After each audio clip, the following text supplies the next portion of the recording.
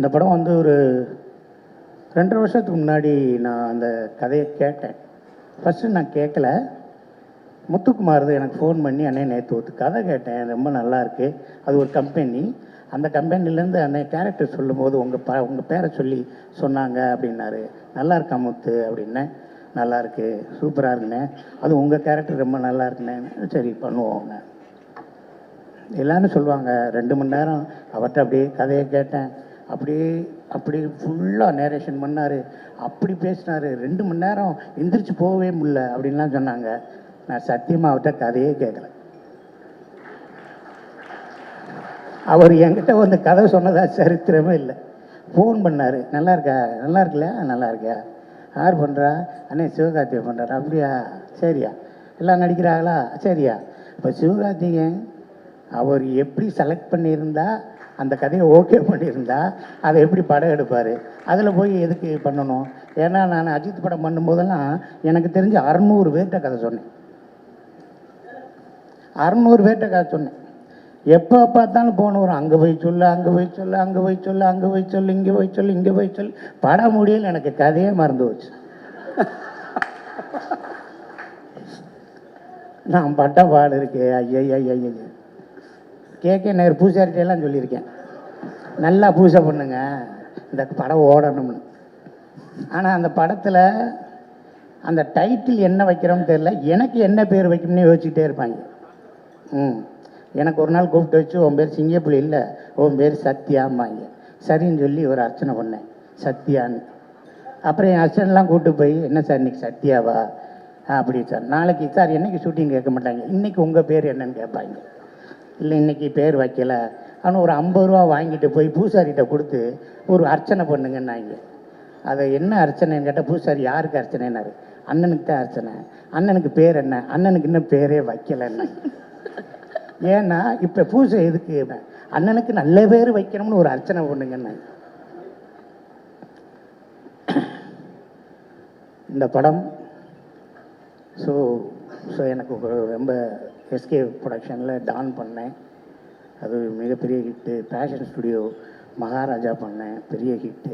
இந்த சென்டிமெண்ட்டை எனக்கு வந்து மிகப்பெரிய எழுச்சியையும் எனக்கு கொடுத்துருக்கு. முக்கியமாக ராதியா அவர்களுக்கு மகனாக பண்ணணும் அப்படின்னு என்கிட்ட சொன்னாங்க. நான் சொன்னேன் கார்த்திகிட்ட, மேனேஜர்கிட்ட, நான் மகனாக பண்ணுறது அவங்களுக்கு ஓகேவான்னு கேளுங்க. ஏன்னா நம்மளுக்கு இன்ஃபினிட்டிவ் ஹெட்டு, அது எங்கே போய் முடியுதுன்னே தெரியாது.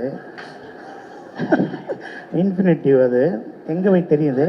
அவர் எனக்கு மகனா, அவர் எனக்கு மூத்தவளையா அப்படின்னு ஏதாவது கேட்டுருவாங்களோ அப்படின்னு நான் பயந்துக்கிட்டே இருந்தேன்.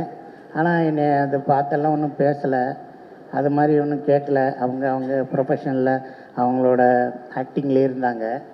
அதில் எனக்கு ஒரு மிகப்பெரிய ஒரு விஷயம் என்னென்னா, நாங்கள் இருக்கும்போது வித்து மேக்கப் 7 o'clock சூரிய, வித்து மேக்கப் 6:30.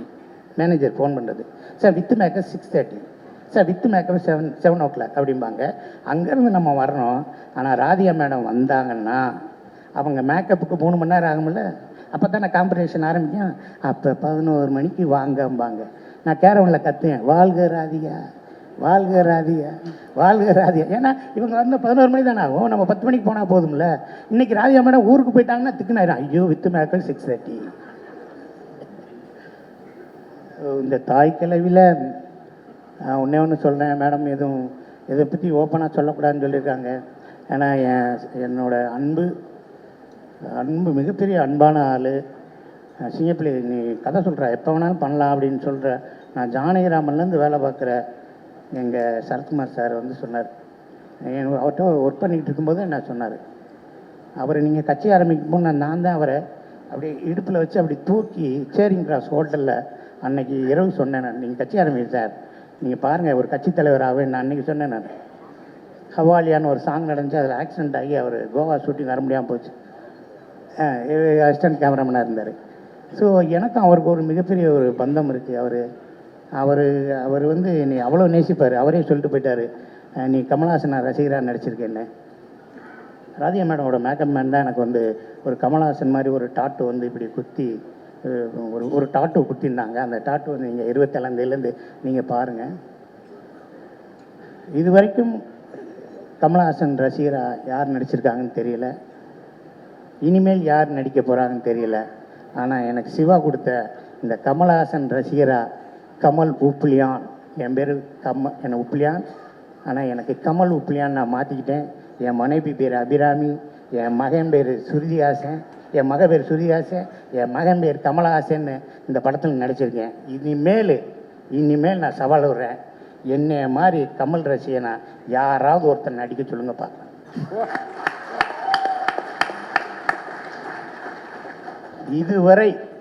இதுவரைக்கும் இதுக்கு முன்னாடி யாரும் நடிச்சிருப்பாங்க, ஆனால் இதுக்கப்புறம் ஒன்று நடிப்பாங்க. ஆனால் ஒரு மதுரை மாவட்டத்தில் பிறந்த ஒருத்தன் கமல் வெறியன்னு ஒருத்தர் இருப்பான்ல, கமலுக்கு எப்படி ரத்தத்தை பாய்ச்சுவான்ல, மண்ணில் விடுவான்ல, அது மாதிரி அவரோட ரசிகராக நான் பண்ணியிருக்கேன். அது சார் ப்ரொஜெக்ஷன் பார்க்கும்போது ரொம்ப சிரிச்சாராம். அதோட full and full credit goes to என் தம்பி சிவா டைரக்டர். தம்பி நிறைய எழுதியிருந்தார், நானும் கொஞ்சம் லேசாக போட்டேன். வேணாம்னே சொல்ல, பண்ணலாம்னே அப்படிங்கிற அந்த எண்ணம் இருக்குது பாருங்க, அதை நீ எடுத்துக்கப்பா, நீ அப்புறமேல் பின்னாடி கட் பண்ணுவியா அப்படின்னு. இல்லைண்ணே, நீ பேசுங்கண்ணே என்ன. அந்த தம்பியோட எண்ணம் ரொம்ப நல்லா இருந்துச்சு. இந்த படம் அது பேஷன் ஸ்டுடியோவாகட்டும், எஸ்கே ப்ரொடக்ஷனாக இருக்கட்டும், மேடத்துக்காகட்டும், ஒரு மிகப்பெரிய ஒரு பிளாட்ஃபார்மை கொண்டு போய் சேர்க்கும் அப்படிங்கிறது எனக்கு ஒரு மிகப்பெரிய நம்பிக்கை இருக்குது. ஒரு தகவலை மட்டும் நான் சொல்லிக்கிறேன். நான் 87லேருந்து சினிமாவில் இருக்கேன், 87. பட் 88 நான் பெங்களூர் இன்ஜினியரிங் போயிட்டேன். அப்புறமேல ஃபுல் நான் 92, 93 தான் இன்ஜினியரிங் முடிச்சுட்டு நான் இங்கே வந்தேன். இங்கே வந்து 92லேருந்து இப்போ 2026 வரைக்கும் இருக்கேன். தீவிரமான ரஜினி ரசிகன்.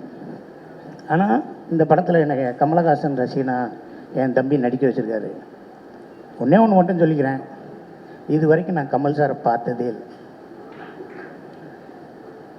இதுவரை நான் கமலஹாசன் சாரை எங்கேயுமே பார்த்ததே இல்லை. அந்த வந்தார், அந்த போகிறாரு, அந்த விளையாட உட்காந்துருக்காரு, அங்கே இருக்காரு, இங்கே இருக்காரு, அங்கே அந்த போகிற அப்படின்னு ஒன்று இருக்குல்ல, இதுவரை நான் பார்த்ததே இல்லை. நான் பார்க்குற சந்தர்ப்பமும் எனக்கு கிடைத்ததில்லை. அருணாச்சலம் ரஜினி சார் என்னை அசிஸ்டன்ட் டைரக்டராக அருணாச்சலத்தில் என்னை சேர்த்து விட்டார். இப்போ இருந்து எல்லா நடிகரையும் பார்த்துட்டேன், மேக்ஸிமம் எல்லா நடிகர்களுடையும் பேசிட்டேன், எல்லா டெக்னீஷியனோடும் பழகியிருக்கேன். ஆனால் அஜித்தை வச்சு சூர்யா வச்சு படங்கள்லாம் பண்ணியிருக்கேன், ஒரு 50 படம் கதை வசனம் எழுதியிருக்கேன். ஆனால் இன்னமும் அந்த மனிதனை நான் பார்க்கவே இல்லை.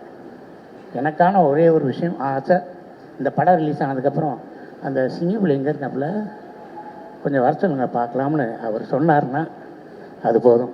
இளவரசனை வைடான்னு. நன்றி.